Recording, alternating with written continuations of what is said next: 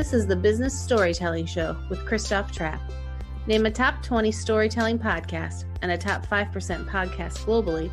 Christoph chats with thought leaders and experts to share tips and tricks that can help you tell your company's stories better to drive business results. Available wherever you listen to podcasts, live streamed on major social media channels, and part of the DB&A television network. Available on most U.S. television sets and streaming on Roku and Amazon Fire. Here's Christoph with today's episode. Let's go. Let's go, business storytellers. Hey, how's everyone doing? We want to talk about how do we work with subject matter experts? And you've heard me talk about this plenty of times before. If I don't have good source material, which is really what that is, right? You interview an expert, you talk to them, you get the source material, you get new content. You're not just sitting here in your writer's room and are making up crap. Friendly reminder, crap stands for content really annoying to people. So we don't want to create that. So today's expert that's going to talk with me about this topic is Sarah Parker. She's based in the United Kingdom, and I'm really glad to have on the show. I think I ran across her. She wrote an article for the Content Marketing Institute about how to interview subject matter experts. And as you know, I always love connecting with people that are sharing their thoughts out there and get them on here and ask them some specific questions that I think you guys might be interested in. So let's get Sarah out of the green room onto the show here, and let's play 20 questions. We don't have that much time, but you know what I mean. Let's get to it. Sarah, welcome to the show. Hello, Christoph. Very Best impressive. Fist bump this month for sure. Really appreciate you making the time. So tell us a little bit about yourself. You're a content executive, but like, what's your background and how does working with subject matter experts fit into that? Okay, well, my background, I come from a publishing and editorial background, and then I took a sidestep into bid writing and marketing, so quite a mixed background. But I think coming from the bid area of a major global IT firm means that I fully understand the role of SMEs in terms of how to create a compelling, customer-focused argument that drives people to buy. So there's a link there in terms of what you're doing with RFPs and how that context can translate into how you understand content marketing. Interesting. And of course, in my previous life, we called subject matter experts sources because I was a journalist, right? And really, I couldn't just make stuff up, as I said earlier, crap. But when you talk about subject matter experts, let's talk about the importance of why it's important to even talk to them, and you know, how do you find them? Yeah, well, I think it's really interesting, isn't it? Because marketing, we always talk about cross-functional collaboration, and sales comes into that a lot. And sales are important, but actually, if you're in a technology firm like I am, or if you're a B2B tech writer or a SaaS writer, then you're going to be bumping into people who design your products, people who understand the depths and technical expertise that your audience are looking for, and how your product has to play in the market in terms of the jobs that your customers are looking to complete and their pains, needs, and motivations. So the best way to come head to head with that and to translate that into excellent content is to actually speak to a subject matter expert. But the problem is that a lot of subject matter experts don't want to speak to marketers. And that's because they think, you know, and quite rightly so, that it's a serious subject. They're better being customer facing. They have projects to complete. So if you want to win their time and attention in the same way as you want to win your customers' time and attention, then you have to be patient. You have to reach out to them and identify exactly what the goal of your content is, exactly what your expectations are from them. And you also need to listen to them. So you need to be very open to letting them lead and guide the direction of the conversation and not going into it with preconceived ideas of what you're going to write. So what's interesting to me is that people, and I've seen it too, subject matter experts don't want to speak to marketers. I'm totally baffled by that, because if you're talking to a good marketing team, right? I mean, they're going to, first of all, they're going to help you build your brand. They help you amplify your message, which when I hear people say, oh, I'm much better off talking to one person at a time, keep doing that. That's fine. But talk to marketing too, because marketing can really get your name out there, right? I mean, think about the show, right? I mean, it's not us talking, even though it certainly feels like a fun conversation, but it's people tuning in on all these different channels. And so I'm always baffled why subject matter experts don't see the value without having to be convinced. Why is that? And how do you convince them to work with you? Well, I think there's often seen to be a natural tension between, serious subject matter and marketing. So this is just a reputation that marketing has that we've probably all suffered when we've gone to parties and told people what we do, and they sort of raise their eyes and look in the other direction. So I think the idea is to really sell the thought leadership and authority of what you're doing. So if you're speaking to a subject matter expert, you're speaking to them to create content which is deep and not technical, but driven into the business needs of a particular customer.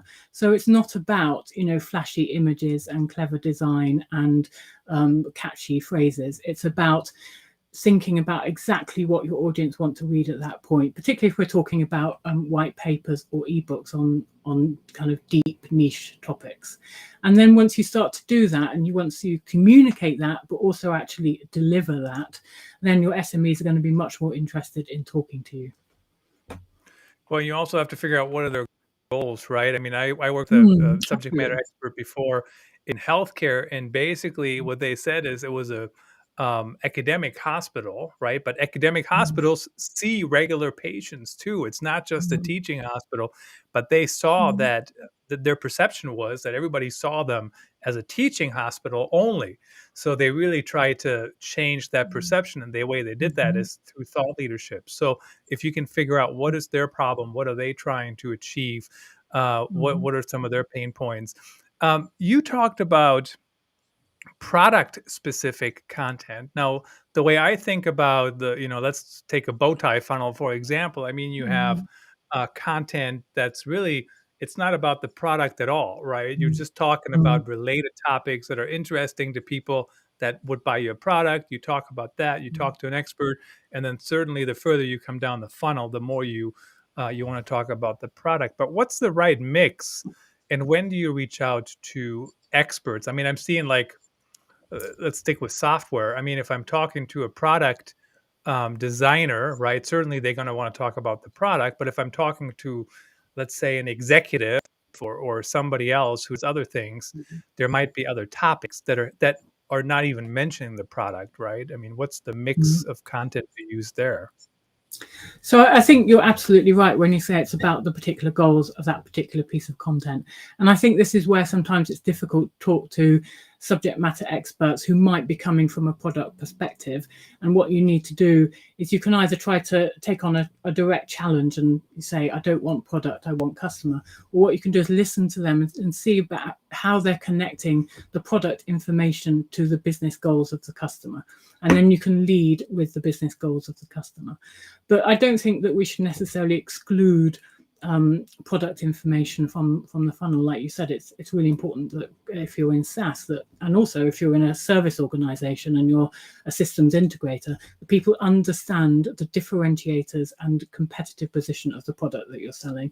And it's really interesting because I was just reading Gordon Graham wrote White Papers for Dummies, and I was reading his book, and he makes quite an interesting point that you can have a product white paper as well as a background white paper or a problem solution white paper. Now, most of us have heard of the problem solution white paper, right? That's the one that drives right into business needs. It's technology agnostic. Writers are often very hesitant, and quite rightly, to mention any products because it's not about selling, it's about education and informing your readers. But there still exists this possibility of writing a product white paper. It's just that that's not going to generate leads. That's going to be where maybe your CIO or your buyer is sitting down and doing product comparisons with specifications to work out exactly the functionality that they need. And that may well be right at the bottom of the funnel after they've sort of come to terms with that kind of market argument. Interesting. So let's talk about when you work with experts, how do you, so there's the stuff they want to talk about, right? I mean, it's kind of like, if you reach out to me, there's certain things I would like to talk about. Like, let's say I got a new book or or whatever, Mm, or the podcast is now on radio or mm, TV, and I want to talk about that. That's what I want to talk about. But you're mm, thinking, well, my audience actually, here's your stuff. My audience wants to hear about this over here.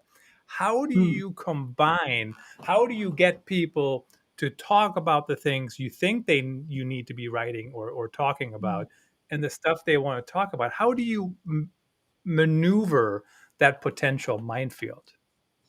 I think with a very clever question like the one you just asked, where you steered me right back to subject matter experts and audience focus.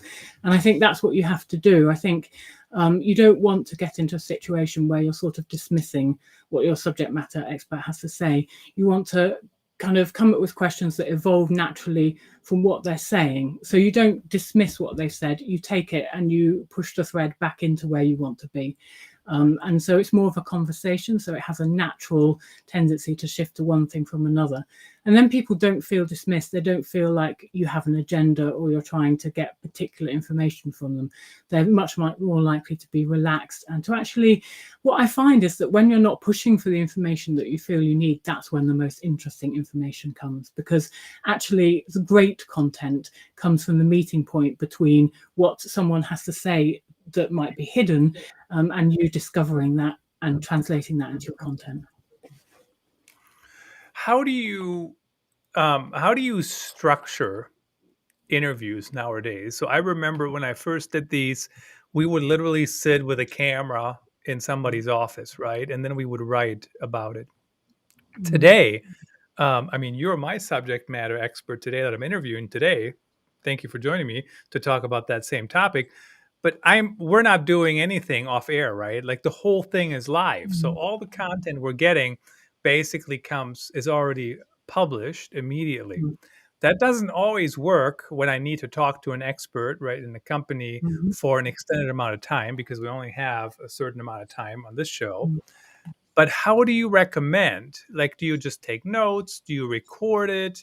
What's like the best way? Should you do it in person, on Zoom, by phone? Like, what's the best strategy to have these conversations with these experts? Gosh, well, there's so many different ways to do it. I mean, some people write a list of 20 questions and they have to get through all 20 questions and they have 30 minutes to do it. And that's one way of approaching it. But I think what I like to do is I like to record the conversation. I like to take that style that we spoke about, where maybe I've done a bit of research and I know, quite a bit about the topic, but I'm not necessarily going to steer the topic. But if I feel I'm not getting the information I want, then I might say, well, can we think about, the problems people are facing that are driving them to solutions like this, or what are they challenges that they're trying to resolve, or for example, in tech, particularly post-pandemic been on, and then you can pretty much put in any technology and there's going to be an effect. If we're talking about sort of composable ERP, headless architecture, the impact of these things on, particular markets and horizontals. So I think it's about having the flexibility in the conversation. I think it's about recording the conversation and transcribing. And then I think it's about looking at the transcript and thinking, what really interesting threads that I didn't expect are in here, and how can I follow up those threads through my own research? And I think with research, it's also about using really credible sources. So you want to be looking, for example, obviously I'm in tech, that's why everything's about tech. I look at Gartner or McKinsey or CIO.com. You want to find stories and case studies and examples from, for example, if you're writing about retail, retail magazines, current editions, so that you're mixing in that kind of qualitative and quantitative data in your content.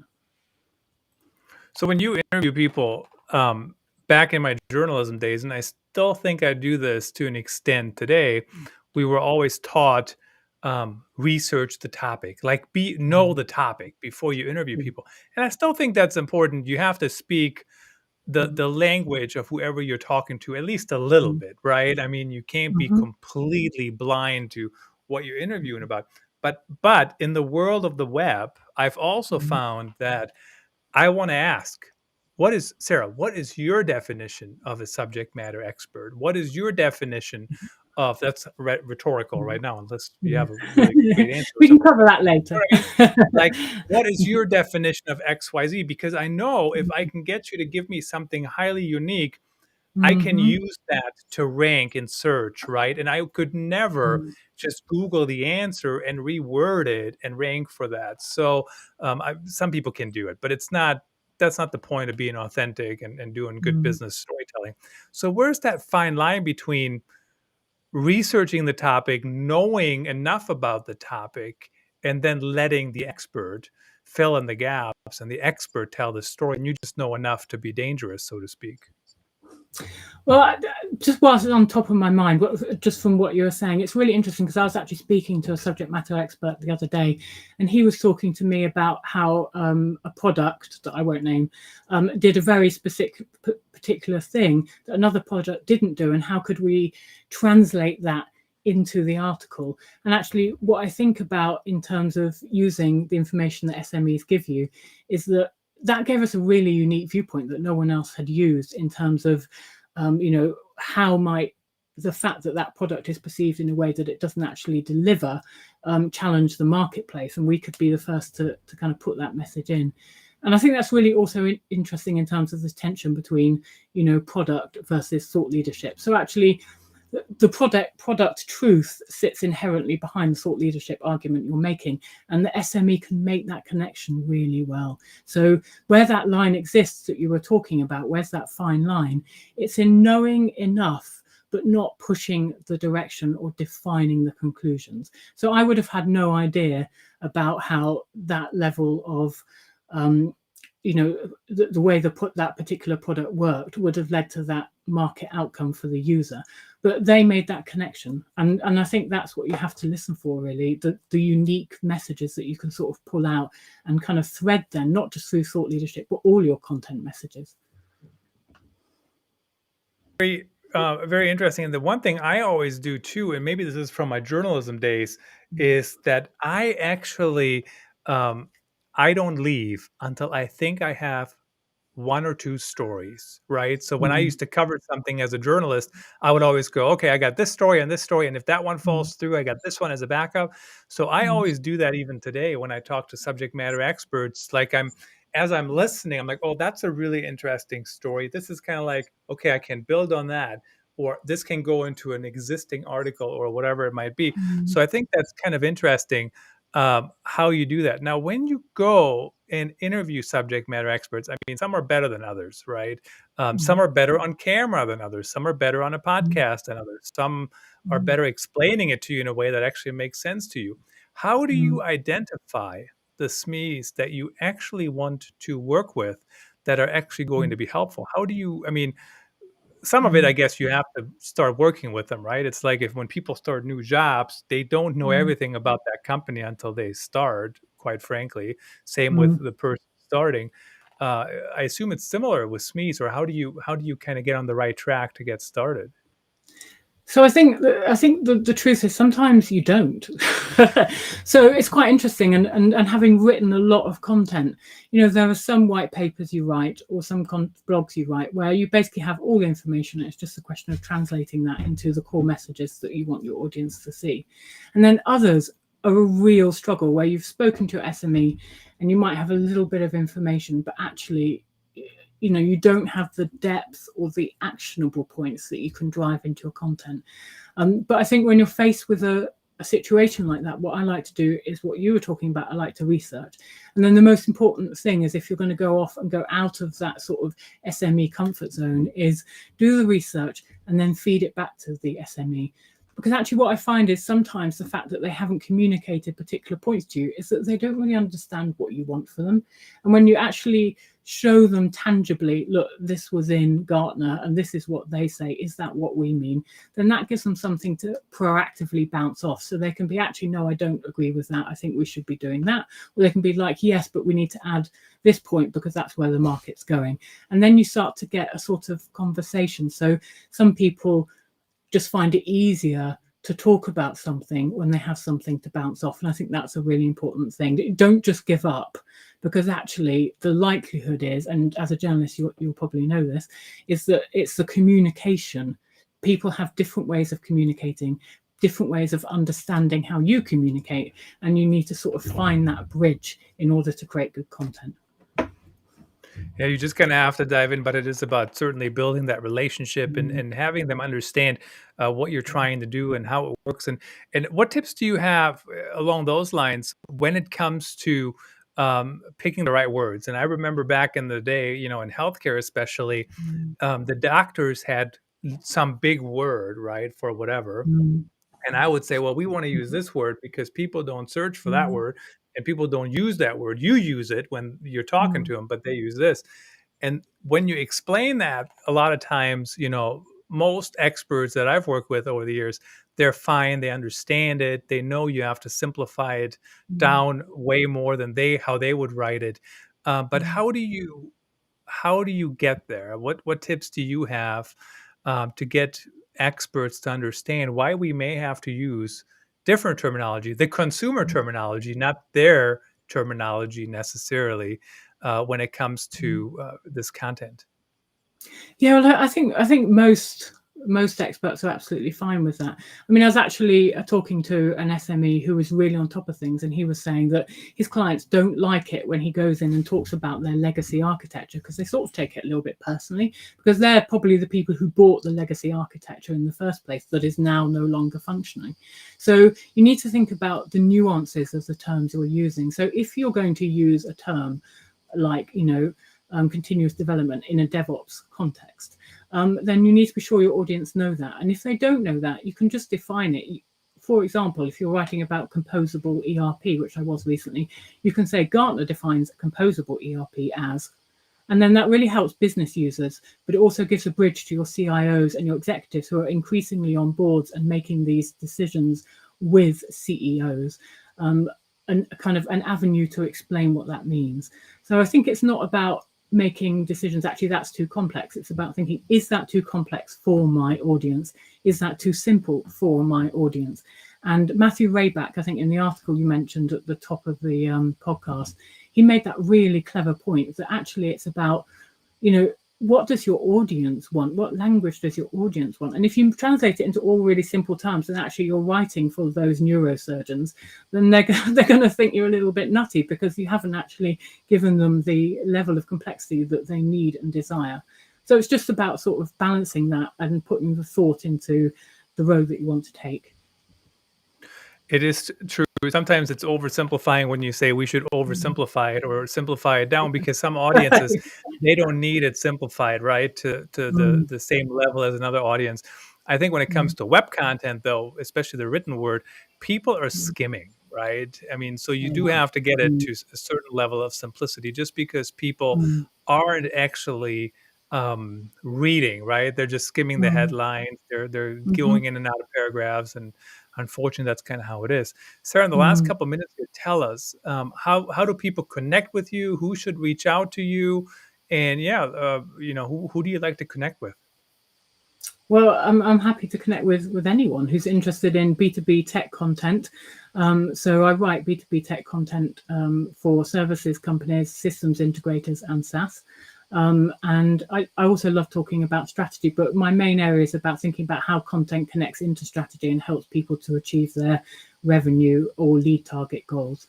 So that's what I like to think about. And in terms of getting in touch with me, Twitter, I'm on Twitter, LinkedIn. And I have a website, www.sarahlparker.com, so you can find me there and just drop me a note. And it doesn't have to be about, will you work with me? It could be about, what do you think about this? And we'll have a little mini debate via DM. So happy to chat anytime. Many debates are always great. So basically, people can hire you to help them get those subject matter experts to open up and write Mhm. better content for their company, Yeah. right? Yeah, it's absolutely key to base your content marketing on interviews. I mean, what you're talking about, go straight to the source. Why not? I mean, they know your messaging, they know your value props, and they should be able to deliver that to your content writers in a way that translates into differentiated content for your business.